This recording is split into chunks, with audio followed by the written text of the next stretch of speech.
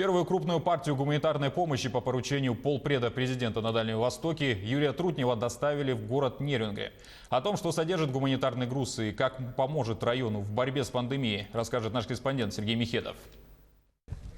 Первая крупная партия средств индивидуальной защиты направлена в Нерюнгринский район по поручению заместителя председателя правительства Российской Федерации в Дальневосточном федеральном округе Юрия Трутнева.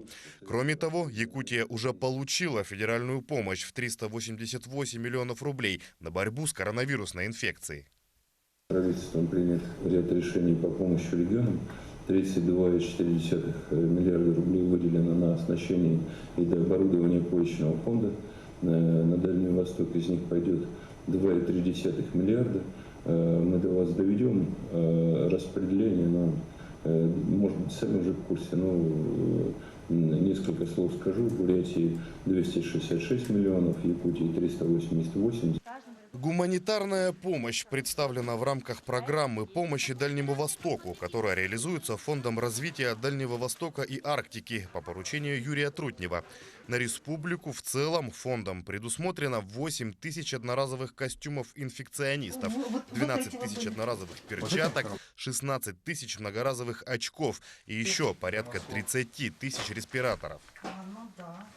Условно, программу можно разделить на две части. Первая часть – это прямая финансовая помощь дальневосточным регионам. Вторая часть программы – это обеспечение дальневосточных врачей средствами индивидуальной защиты. Скоро на Дальний Восток поступит 100 тысяч защитных костюмов, более 100 тысяч защитных очков и 200 тысяч респираторов. Первые партии уже пересекли границу и доставляются в дальневосточные клиники. В только что выгруженных коробках 1440 защитных костюмов инфекциониста и 75 тысяч одноразовых масок для Нерюнгринской центральной районной больницы.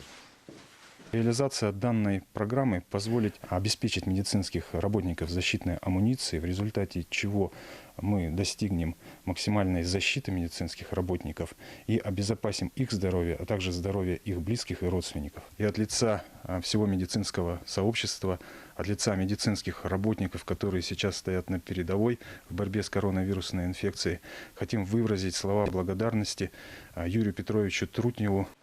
Сергей Михедов, Александра Цыбикова, Вадим Барашков, Нерюнгри.